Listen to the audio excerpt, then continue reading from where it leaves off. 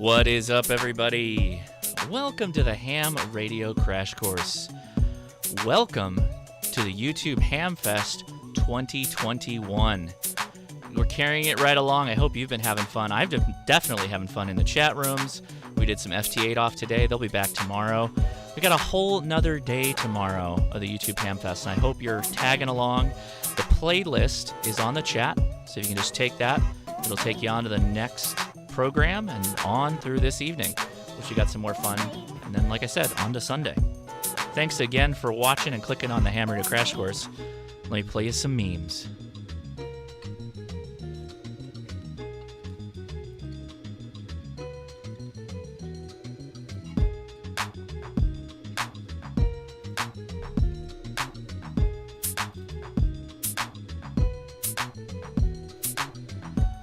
Alrighty, thank you so much for clicking on the Ham Radio Crash Course. I am Josh, KI6NAZ. We're carrying things right along.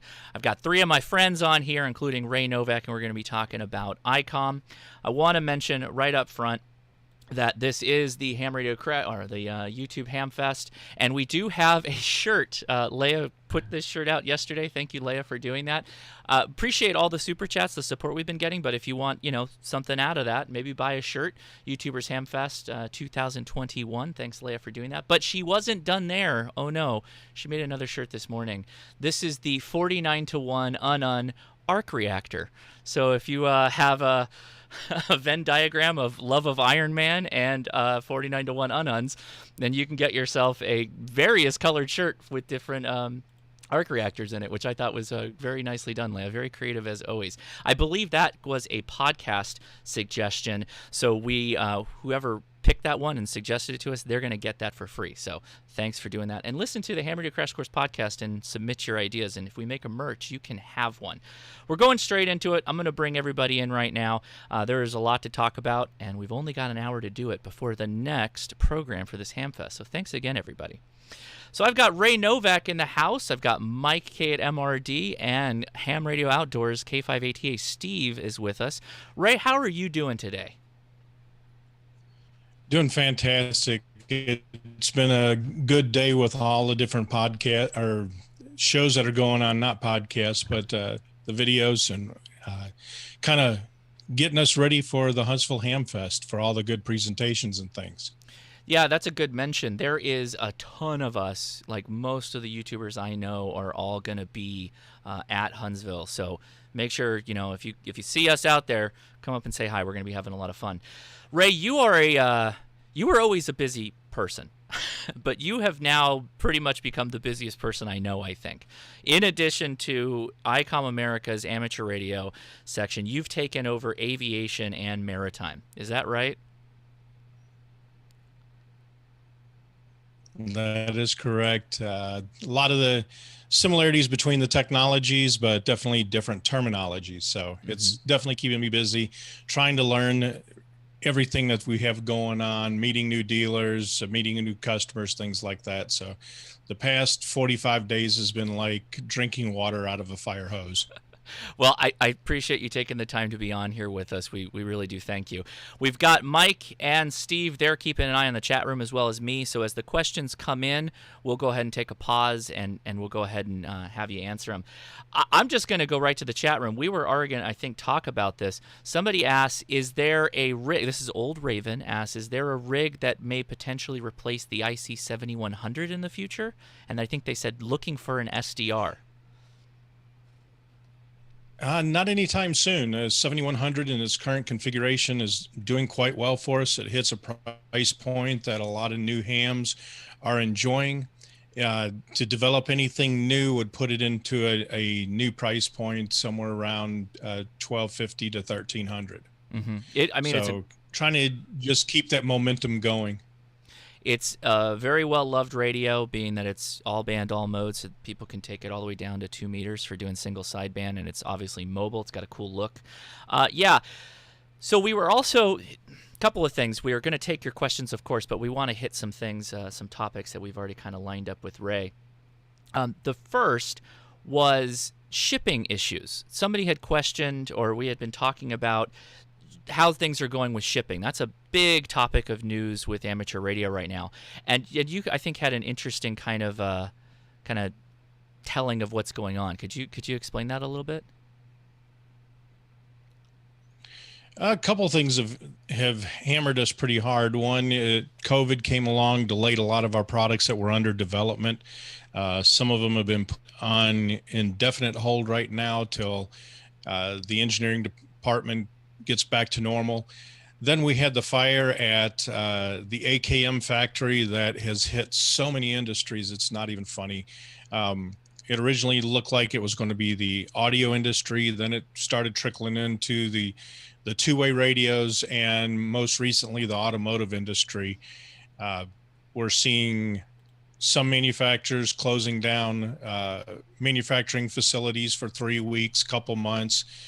2 months ago, an article came out about the Japanese automotive manufacturing that they were looking at downsizing their sales projections by $60 billion. So that was a massive hit. And then the latest thing is just the shortage of shipping containers. I pointed you guys to a couple of searches to do to look at it to see, yes, it's a real thing. It's not something that we're making up. It's kind of crazy to think that it's less expensive to build a new shipping container than it is to ship one back to fill full of products and goods. So those things combined have really put us into a challenging year. Right now, let's see, at the end of this month, May, we were receiving in product that we were supposed to receive in March. So it's been interesting, to say the least. Yeah, you're. I think from what you were saying earlier is, as far as the manufacture of the radios, though, you're in complete control of that. You have all these radios manufactured, ready to go, and you're kind of the company ICOM is having to deal with these impacts that are kind of completely out of your control, right? Right. We do a forecast, a sales projection around 120 days in advance. So right now we're planning on things for the September-October delivery time frame. So we have had product in the pipeline. The thing is getting it from the docks in, well, not in Osaka, but in Kobe to the U.S. We're trying to find different routes. Once they get to a certain area, then we're having port slowdown. So getting the ships into the port to have them offloaded and then finding enough truckers to keep the stuff moving. It's been very difficult. We're seeing delays of 3 to 4 weeks just from the dock to our warehouse right now. Yeah, it's a really interesting story, and thanks for sharing those links. I found that fascinating. With that said, and we'll take questions. Don't worry, everybody. Keep them coming in the chat room. We've got we're watching, keeping an eye for them. But what has ICOM got new coming out that you'd like to talk about today? Oh, we've got a real cool color display radio coming. Probably going to be looking at the end of June, mid-July time frame. That's right in time for the season to use it. Mm-hmm. What kind of radio is that, Ray? What are we gonna use that radio on? We're going to use it on a bunch of boats. So okay, so that crossover that we have with the Ham Radio Crash Course that are avid maritime mobile people, that might be something that's interesting to them. Yeah, it probably will be. I just wanted to kind of tease that out there because there's so many people. The 7100, everybody's asking when's a new one with the color display. The ID 5100 the same way, but both of those radios right now are at very affordable prices, and the R&D will have to be recovered. So by the time you look at small production color screens and combine that with the R&D costs, I don't think we're ready to hit the market with that price point yet. I do like that, though. So thanks for filling us in on the new radio. But what else is going on? You've got other things going on at ICOM. Oh, man, do we ever. While Huntsville in August is going to be the first Hamfest, actually the boat season started, and we were having boat shows back in November down in Florida. Mm-hmm. The next real big show is going to be the Oshkosh Air Show, which I normally go to. Yeah. I take my RV up there, put up an antenna. We run a special event station. I've been on Ham Nation with Randy. The last time I went to Oshkosh, Randy was there running FT8. The problem is this time I've got a commitment for the special event station, but now with me being in charge of the division, I'm going to have to work the booth instead of hanging out with all the warbirds. Yeah, I remember it was no, it wasn't last year, was it? It was the year before that, where you'd post up out there, you'd be posting pictures on your Facebook and whatnot, and that was always a good time. That's a on the air event too, right? If I remember correctly. Yeah, we actually set up the special event station. Whiskey 9 Whiskey is going to be the call sign this year. I'm bringing a friend of mine from Washington. He does a lot of the shows with us on the amateur side. So he's going to be running the special event station, and then we'll have a couple of local hams there in the Oshkosh area come and help as well. Very good. Very good. Tell me about these repeaters. That was the other thing I've got here. These images. I'm planning on releasing the new D-Star repeaters, the ID, RP 2010, 4010, and 1200. And everybody's been waiting for these to come out because they're both D-Star as well as analog mixed mode. And we'll have a promotion to help the clubs that are looking to either upgrade their D-Star repeater or to get D-Star in their local community. A nice program to help them get them out there. Now it's kind of hard to tell just from looking at them because these are rack, units. What's the major differences between the models, and why would one club look at one or another repeater operator? Well, what we have here, this would be the third generation repeaters. The second generation, because they were introduced back in 2002, we were proving that 6 1/4 could work. So we had to go digital only. And that really kept a lot of clubs from wanting to launch the repeaters out there. Now with the Land Mobile repeaters being what they call narrowband FM, being 12.5 kilohertz only, you really can't find a 25 kilohertz, 20 kilohertz FM repeater anymore to put on the ham bands. So the third generation will do your traditional FM as well as D-Star.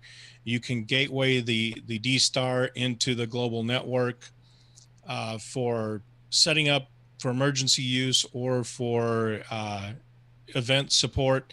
You can combine several of these with the internal gateway controller and set up your own network of repeaters that way.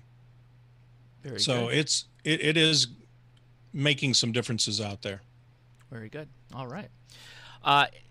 Mike and Steve, any questions in the chat so far? I can see you guys chatting. Let's take a moment to take a question if there's any. Yeah, I saw one earlier asking about, is there any plans to get just a DC to daylight, basically, all band, all mode, one radio, HF, VHF, UHF base station, as opposed to having like the 7300 and the 9700? At this point, there are no plans to do that. The one nice thing about having the two separate radios is you're able to monitor 3 bands at one time. When we had the 9100, it was 2 bands. You could be listening to HF and 2 meters or any combination thereof, but one HF band and then one of the others. They both could do satellite functionality, but having 3 bands where you can monitor, especially if you're doing some emergency communication coordination, it becomes helpful there. Obviously, a lot of people asking about when they can expect the 52 to land in the States, which that's subject to, like we said, the shipping stuff. But really right now it's to the AKM Fire, the chips. There was a small batch of chips that they were able to get, and they have released the product in Japan. They did stop production for 2 months and then released it again in December. But we do not have the ones for the US. I've got a prototype unit right here that I get to play around with, but we're still a few months out before we see the chipset come that we can start selling these. So is the one that's released in Japan, is that this revised model that we'd end up getting in the United States? How's that all work out? The ones in Japan are not FCC certified. I don't know if they would pass the specs that are required, but it is set up for the Japanese market. I don't know that I've had you on the show since the ID52 was introduced. I have a 51 and what was the other one? 32, 30, ID30. Right? There was a 31 and a 51. Okay, I have both of those. What was the major update to going to the 52, feature-wise? The color display. Boy, it's been so long since I've talked about it. I'm sorry to put you on the spot on that one. I just totally, I didn't even think about it. I'm like, wait, I don't even really know what the major steps are in that. Is it? I know you got Bluetooth. Yeah, there's Bluetooth in it, and if you can go to the 52 web page, the way we do our brochures, when we come out with a new model, the first 5 to 10 bullet points are the major differences between it and the previous model. I haven't done a shootout with the product yet, just because of the simple fact that it's been delayed and we do not have a delivery date for it at this time. There you go. Okay, I've got it now. Very good. Oh yeah, okay, so full color screen. So the color display, the louder audio, and now that I see the brochure, yeah, the audio is definitely a lot better with it. Same battery pack style that you would use with the 51 or the 705. Mm-hmm. So you get all the standard features, the functionality that you'd pull out of D-Star, obviously. Right. So I see a lot of that here. I always appreciate that the accessories are generally the same between units, particularly now that I have the 705. That's fantastic. So that's one of the big things for me. USB charging, that was another one that I just remembered seeing. Mm-hmm. But yeah, it's a shame. By the time a product actually ships, I mean, I was bored with the 705 when we were finally shipping the units because of playing with it for a few months. I think, I don't know, you correct me if I'm wrong, Ray, but I think I've had one of the earlier models of the 705 stateside, and I use that thing daily, all the time. It's definitely become my go-to radio. Oh, I see airband too. That's pretty exciting for people. VHF, UHF airband on the 52. The UHF airband, and that I'm glad you said something about that, because I'm definitely going to be bringing it to Oshkosh, because we do have some pretty interesting military aircraft that fly over. Mm-hmm. There was something else I was going to mention now that I just said 705. I just lost my train of thought completely when I went back to the 52. Oh, there was a question. I saw the question. Estimated price, ballpark price on the 52? Not set yet. Okay. And the sad thing is we received FCC certification at the end of November. Production was supposed to be November with a December delivery. Mm-hmm. So we were pushing. It was going to be close for Christmas. And what really screwed it up was the fire in October. Mm-hmm. So did that basically, I think you mentioned this, did that require sort of a redevelopment of at least to get around that AKM chip? No, they've not made any changes to the development of the 52 for the U.S. market. Okay. I don't know if they did make changes for the Japanese market, but for the U.S. market, no changes. Somebody in the chat asked me, is this a moonshine bottle? No, it's just a really big bottle of water. I drink a lot of water. Everybody stay hydrated. There you go. Mike's got the same one. Mike or Steve. By the way, thanks, Mike and Steve, for coming out. I know we dove right into this, so we saved time, but I appreciate you guys both being out here. Yeah, thanks for having us. Yeah. Any questions you guys see? I've been... Liberty Cave asked earlier, but I think we've kind of already covered it. Mobile rig that from 20 to 2 meters, what radio? And I mean, that's 7,100 for that. So. Yeah.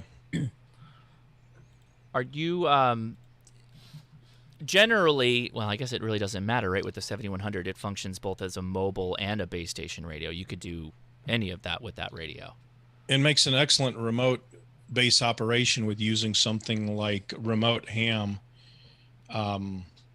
remote rig. I'm sorry, wrong name.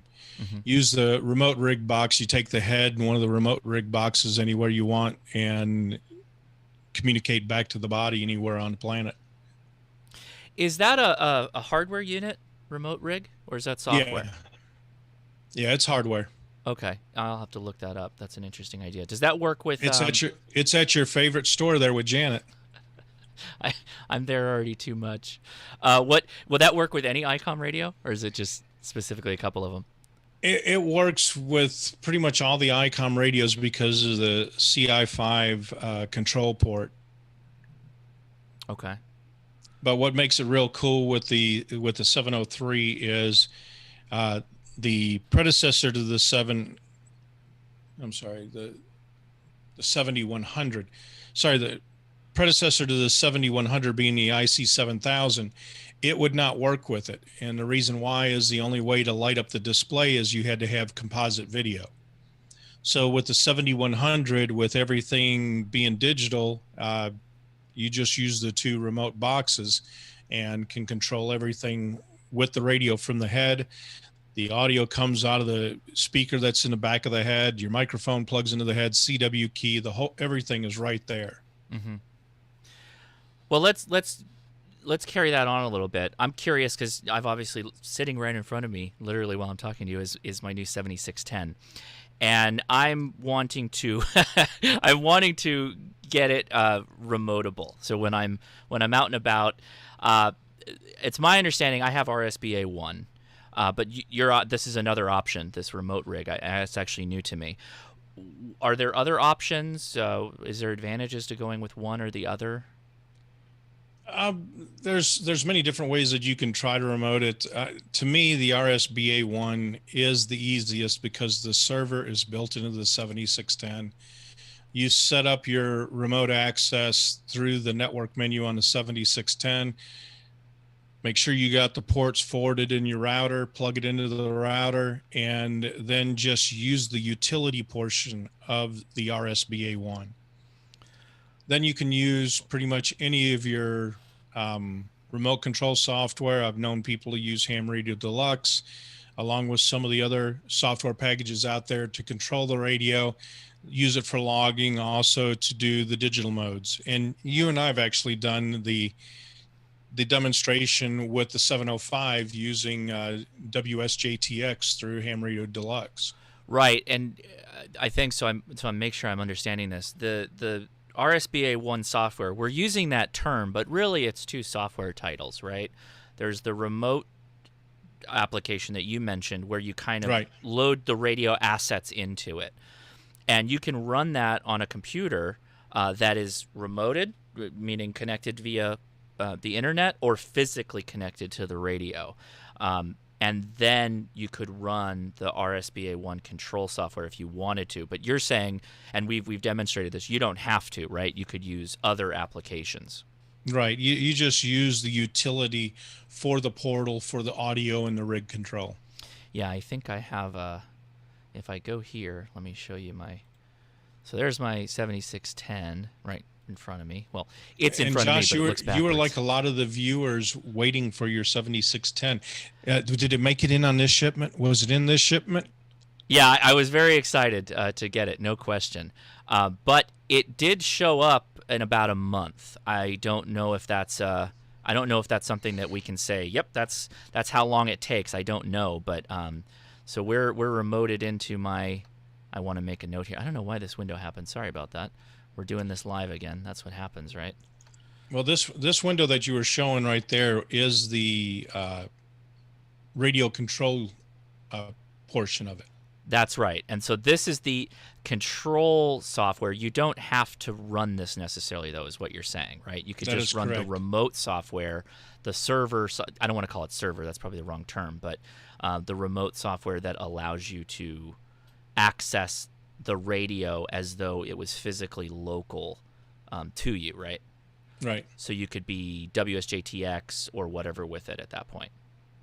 Yes. And now I've got it writing on my head, so I look really cool with it like that. But that is connected to my 7610, so very good.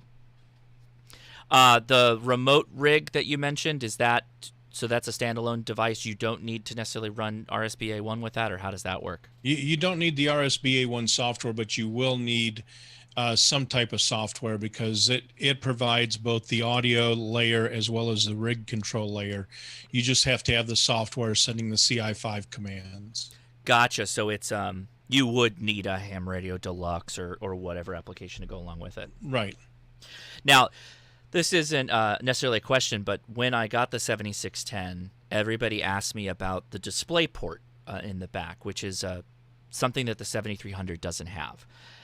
I wanted to show, just so I could answer everybody, that yes, I can output the 7610 display from that display port into my computer. So this is actually, this image you're looking to my right here is the HDMI. I have a converter cable, composite or display.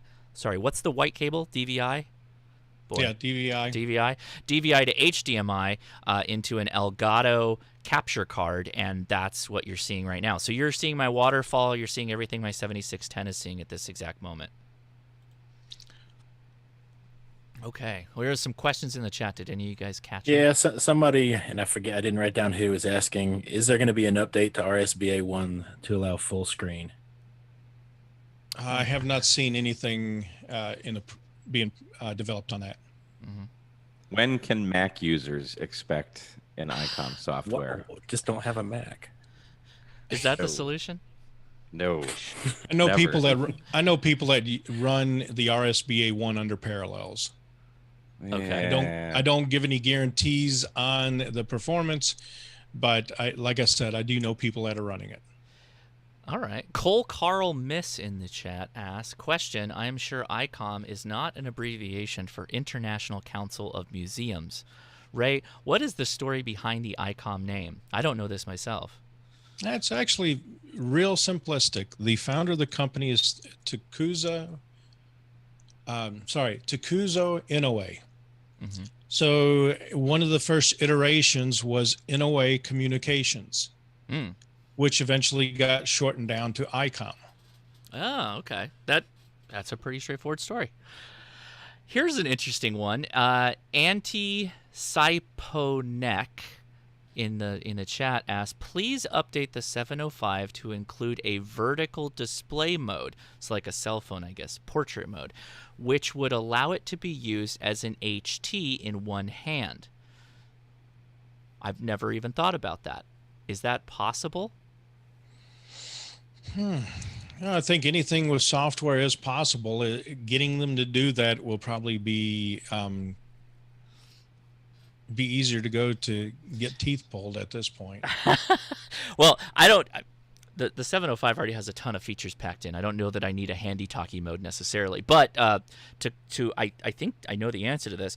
There isn't an internal microphone on the 705, right? No.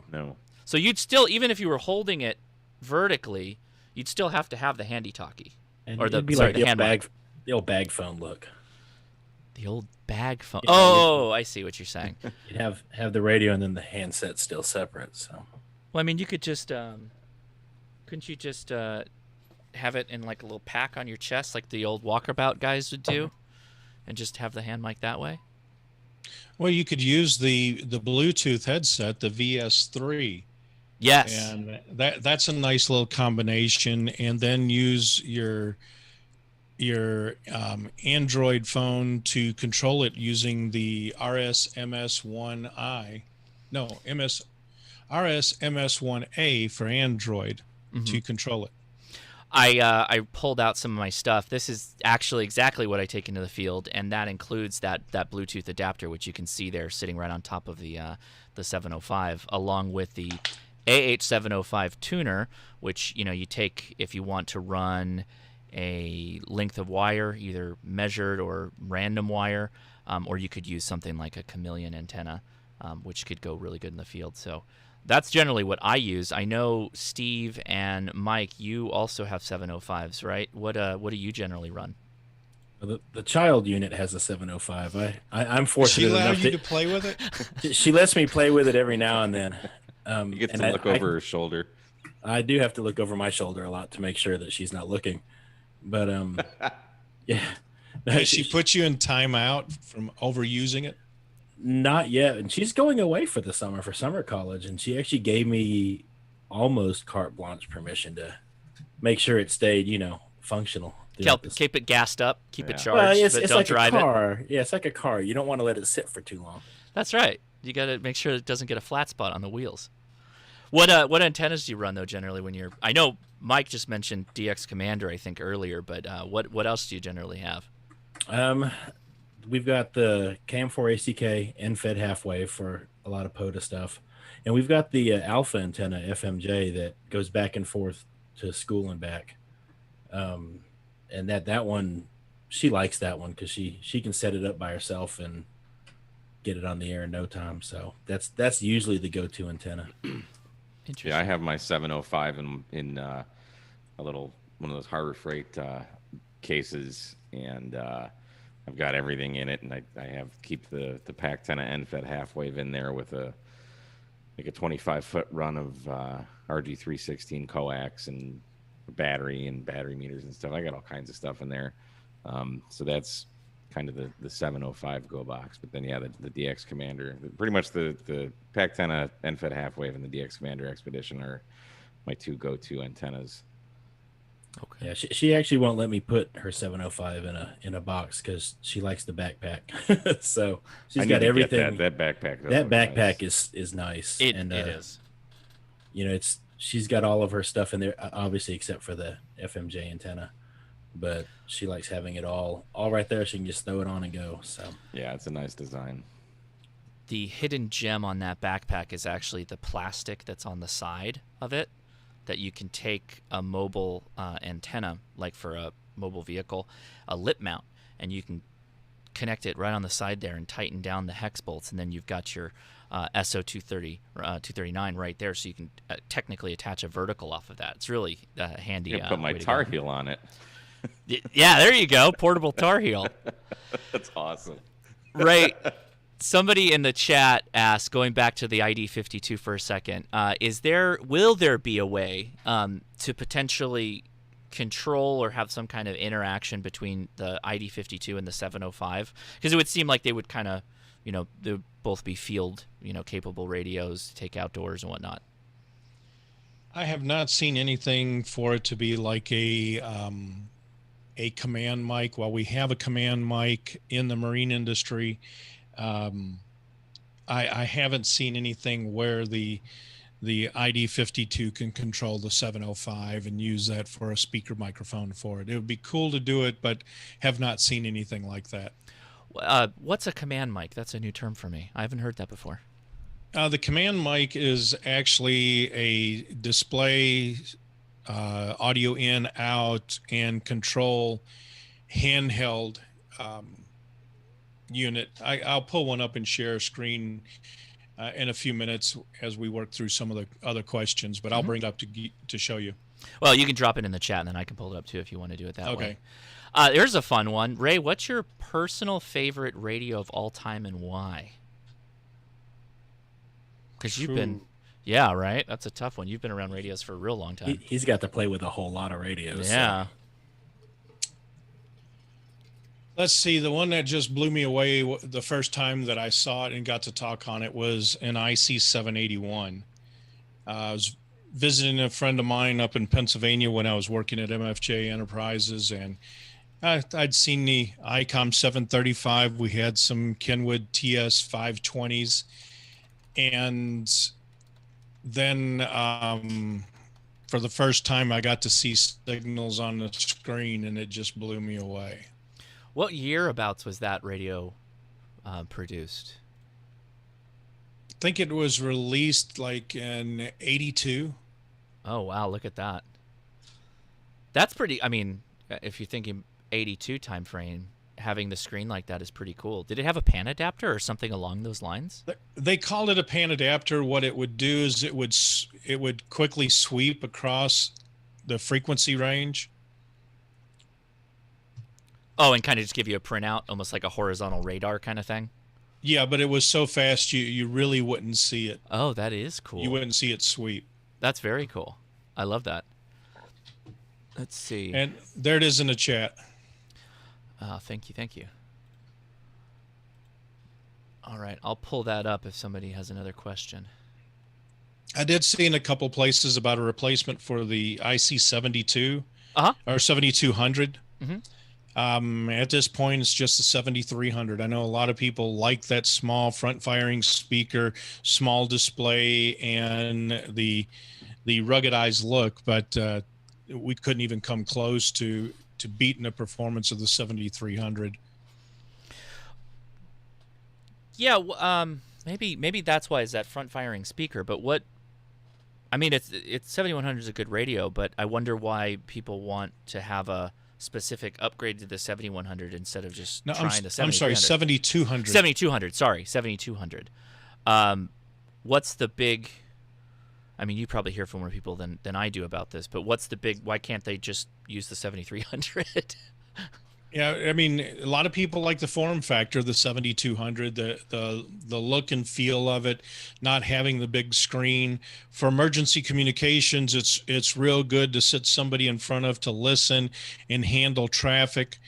When things slow down, it's very easy on a 7300 to go, oh, there's a signal over here, right, and tune off the frequency that you're supposed to be monitoring because you're seeing other signals, and get distracted that way. But as far as what a lot of people are using it for today for FT8 and just general communications, the 7300 is hard to beat.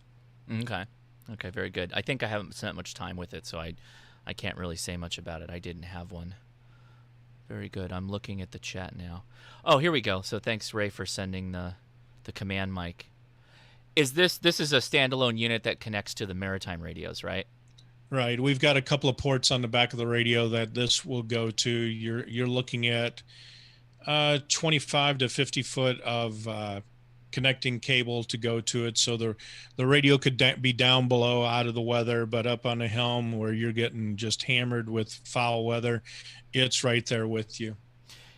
Is that something that hams might want in their shack or in their car? Well, the color display marine radio that we were talking about actually has an iOS app to control it. You can use it to either monitor a frequency, talk through the radio, intercom to the helm, and a couple other controls of it. So, and with the M510 having wireless LAN in it, you interface through the Wi-Fi functionality of your iPhone. That's a good segue because somebody kind of mentioned apps. There are a few ICOM apps for controlling different radios. I know there is an app for the 705. Is that right? Well, there's an app for pretty much all the D-Star radios and the 705s in that list. We did do an upgrade to it, but one of the things that we were hoping for is hams being curious people that the way that they are, that they would start looking at what we were doing with the various apps out there, whether it's Android or iOS, and start developing their own. But that really hasn't taken off. It's been interesting to see the maker and the hacker community want to do different things with other radios, but when it comes to the ICOMs, they don't want to touch anything with it. So you're saying that, I mean, as far as controlling capability, at least, if somebody wanted to make an iOS app to control, say, the 705, there's no reason why they couldn't develop something like that? No, it actually, the protocols out there, the actual communication part of it is just open source. It's the CI5 protocol. Now that I think there is about an app it, for the 705. I was going to say there is one, isn't there? There's a called 705 remote. Yep. Okay. I don't have it set up, otherwise I would try it right now. But somebody told me about that. So I guess there is a bit of a movement, at least on the iOS side. Have you used it, Mike? Very briefly, but yeah, it just connects through Bluetooth, and you can tune around and change the bands and stuff like that. It's not super feature rich. I don't personally see a purpose of it, because why would I want to sit here and move my phone when I can just I'll tell you. Dial? Like I want to play with my radio, not my phone. I've had my phone. Yeah, but if you go to the restroom and you're checking your email or whatever on your phone, and then all of a sudden you get a heterodyne from somebody keying up, you can mute your radio or tune it off frequency that way. Because everybody's looking at their phone in the restroom, right? So when you walk away from the 705 and you've got that Bluetooth earbud thing connected that I use, you can have your phone with you, right? So you could be listening, and you're that's like, good. See, I don't have any of that Bluetooth stuff. I only have the 705. I don't have any accessories yet, which brings up a great question that I nice think segue. Evan just asked. Thank you. Where the heck is Yeah, it? So ICOM's radio lineup is all very new. A few rigs waiting on chips, but are there any new accessory launches on the horizon you could share, or recent accessory launches we may have missed? Not from us. I'm trying to think where I might have it. Let me check. I know I'm probably going to get hate for my Chicago Bears chair. But... At least it's not the Cubs. Go Packers. I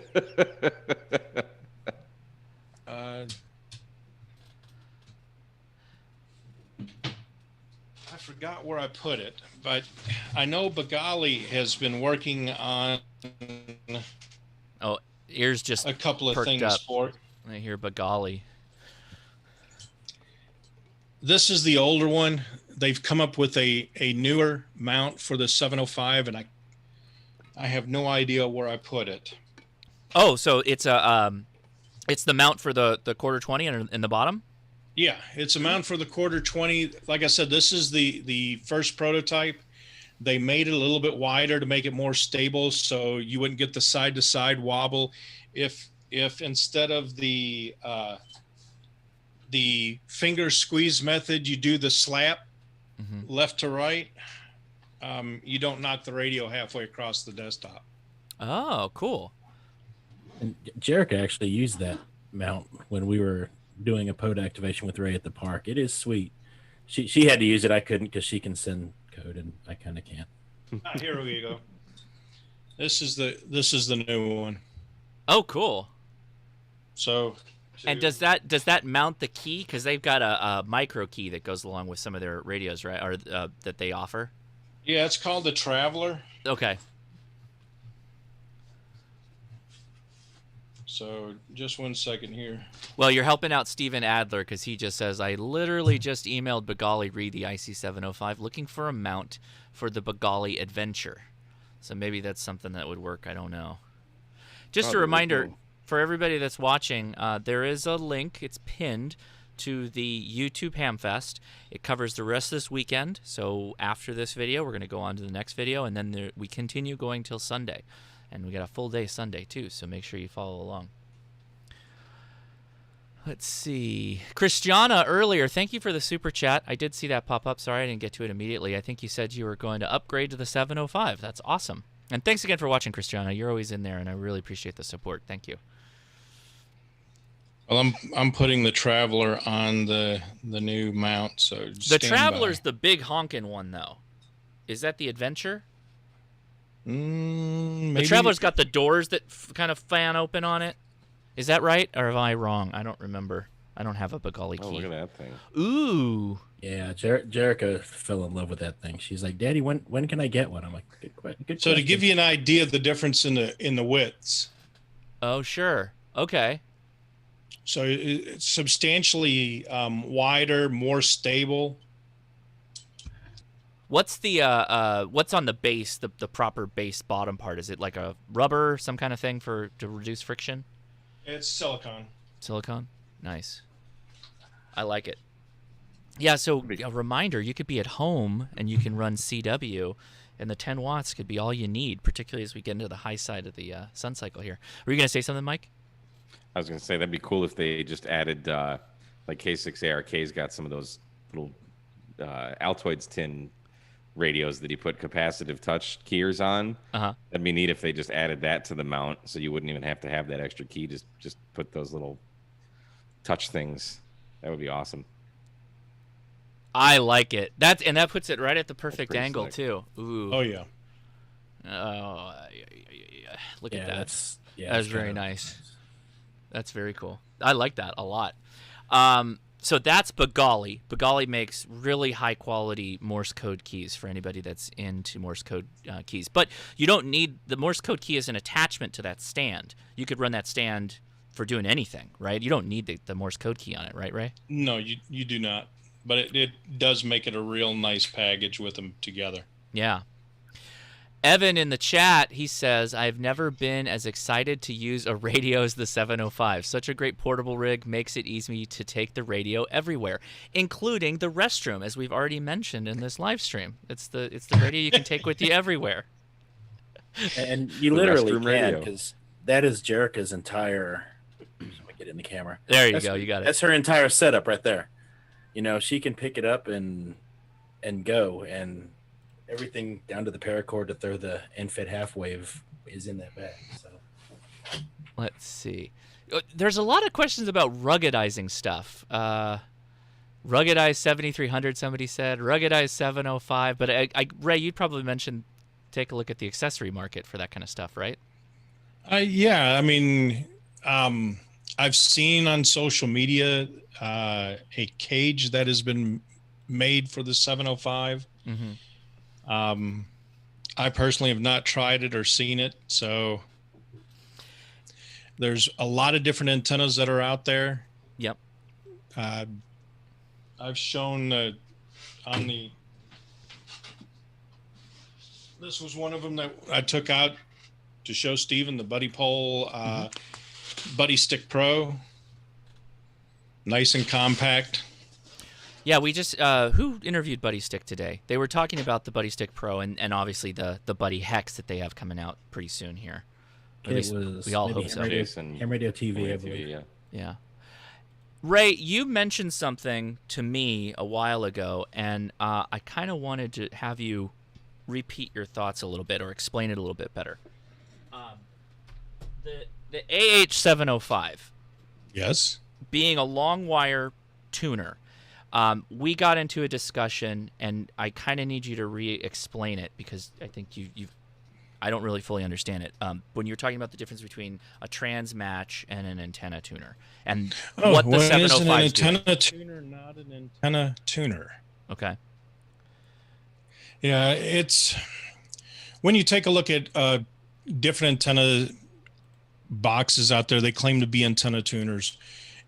A lot of them just make the transmitter happy. So the transmitter sees 50 watts. You still have a 20-to-1 SWR on the output of the antenna tuner, but the radio is happy, and people wonder, well, why they're different brand manufacturers. I'm not going to call any specific ones out, but why do I get arcing in it and things like that? And what ends up happening is the energy is still, that reflected power is being absorbed somewhere. And most of the time it's in the components of the so-called antenna tuner. Mm-hmm. The AH705 is a random wire antenna tuner. And what that's doing is adding capacitance and inductance to change the tune point of the wire. Right, and that's why you have this adapter plug on the end, right? So that you can have, you could have just one, wire, or you could also run a radial. You have to have two wires. Oh, you do? Okay. Yeah, you have to have the counterpoise. And basically what it's doing, you could think of it in terms of it being a dipole. Okay, sure. That's a good way of looking at it. And actually, that's one of the mounting options that's recommended because you have that kind of bracket on the back of the AH705, right? And a good friend of mine, he got one of the first AH705s that came in the U.S., and he was telling me about all the different manufacturers out there that make QRP antenna tuners, and he was talking about some of them not having, that you could not be below a 5-meter length of wire for the counterpoise and the radiating element on it. Interesting. And that was his test, taking 2 5-meter wires and being able to operate 80 and 160. That was also, was it Waters and Stanton did a video on that, I think, too? Something like that? It sounds familiar. Yeah, and they it's effective in that, right? It totally, that has no problem handling that. That is correct. Yeah. It's a very capable tuner. I've only used it with I had more than 5 feet, or what'd you say, 5 yards or meters of wire. I used a much longer piece, but I had a counterpoise as well, and it works really well. Do either Mike or Steve have an AH705? No. Jerica played with the one that Ray had, but we don't have one yet. She keeps pestering me about it. Steve, I like all of your help on this video, but it's starting to feel like I should have had Jerica on this one. You really should have had Jerica on this video. I mean, I have to borrow that from her every time. So I keep trying to say, well, babe, you can use the 7300. She goes, no, I'll take the 705. Very good. Any other questions you guys see? We're gonna do another round of questions, and we're gonna start wrapping up.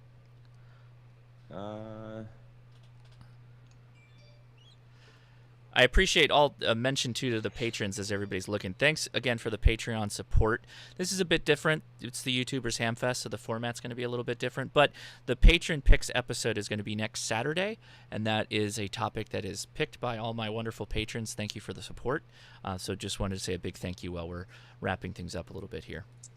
There is a question I see on the loop antenna. I mean, the loop antenna, the concept behind it was to have something compact that would fit into the backpack. So there are some compromises to it. You're looking at 10 through 40, but it's so high Q on 40, it's a little bit difficult at times. The goal was to have an antenna that I could have at the end of a picnic table and be able to make a few Qs, being real quick enough to do a POTA activation. They do have a tripod mount as well as additional elements that you can add to it to go all the way to 80 meters. And from what I've heard, it greatly improves the performance of the radio. But there again, we're looking at a loop that's maybe 2.5 feet from side to side on it. So it was set up to be a small antenna, and the more wire that you can put to it, the better performance you'll see in an antenna. I think that's kind of a reality that comes to a lot of antennas, particularly ones we take out into the field, is that compromise, we always use the word, there's got to be a compromise somewhere. And we do get, we are making some compromises with going with mag loops, but we also gain a lot of capability in the sense that it takes up a very small footprint, and it's relatively easy to use, and it has some benefits like being high Q if you want to avoid local QRM and all that stuff. And then I see Eric Howard ask, why didn't it come with a tripod? And in case in point, price. There was a certain price point to hit, keeping it economical. By the time, whenever you ask why didn't something come with a product, it's usually because there's a price point that it's targeted for. And there again, what size tripod would you go with? True, right? Because everybody's got a different opinion. Inevitably, if you put a tripod in, someone would complain that it was the wrong size, right? Yeah. All right, very good. Anything else? Other questions you guys see?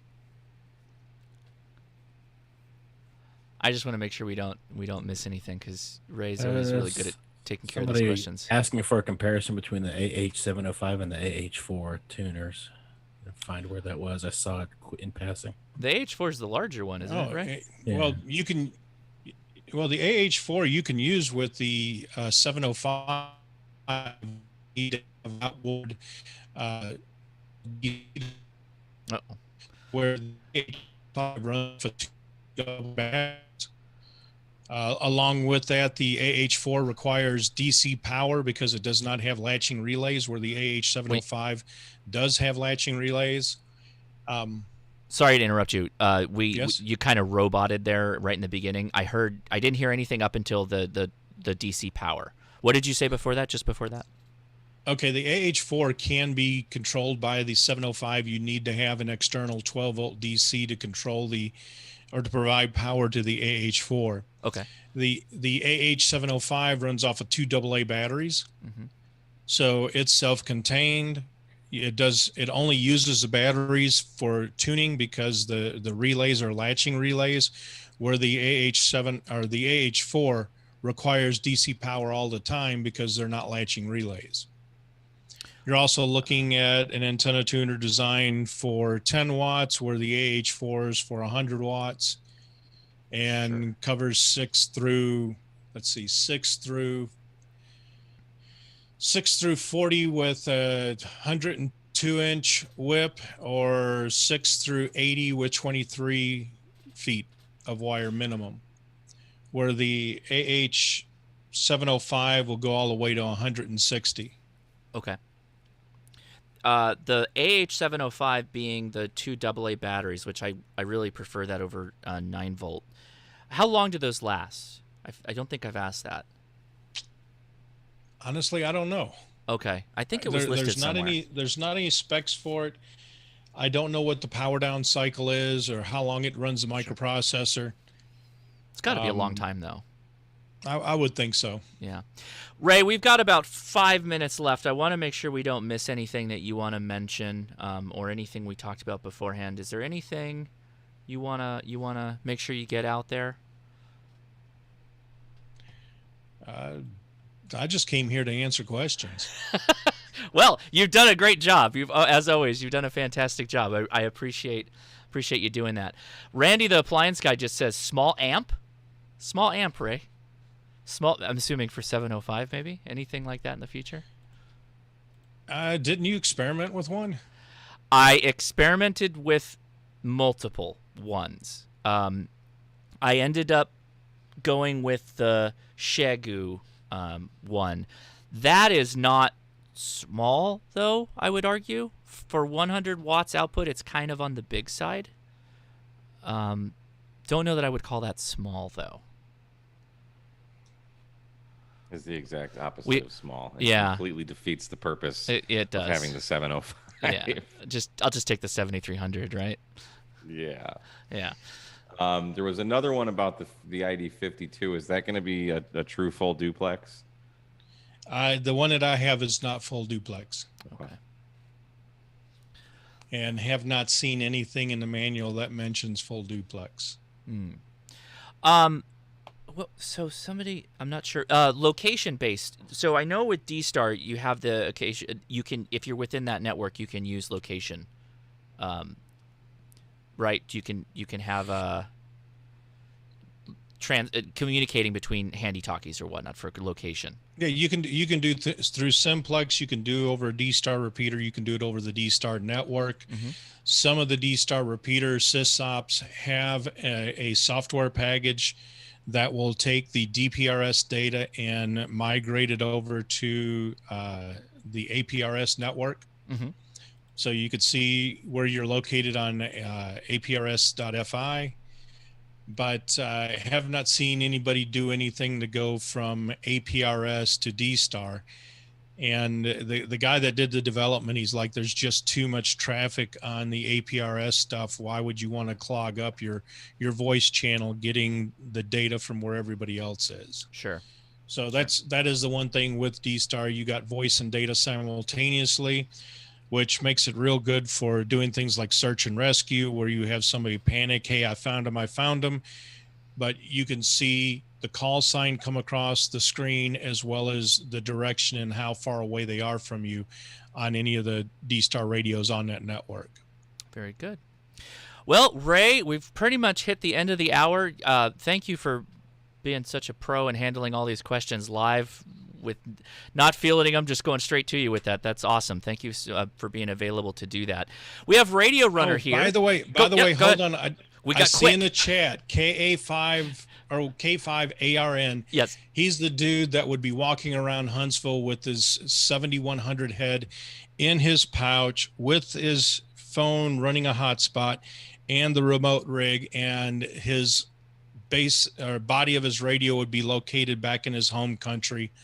Arn probably can put in the chat what all he was doing with it. Okay, drop that information. That would be helpful. Radio Runner is here. He's taken the slot right after me. Radio Runner, thanks for coming on. By the way, playlist is linked, guys. Go click it. Make sure you follow. What are you going to be up to, Radio Runner?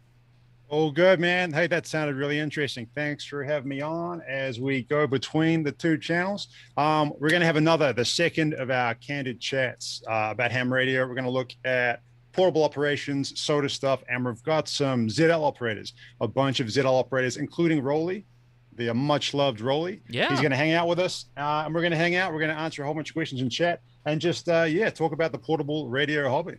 Excellent. Well, guys, take the link on the playlist right now. We're going to let Radio Runner hop off as we close out the stream. Thank you, everybody, for watching. Thank you, Ray. Thank you, Mike. Thank you, Steve. I appreciate you guys being on. It really is awesome. Thank you so much. Happy to be here. All right. For having us. Go take the playlist and follow along. Thanks again, guys. I'll play you out with the memes. See ya. Thank you, everybody. Good night. Night. Bye.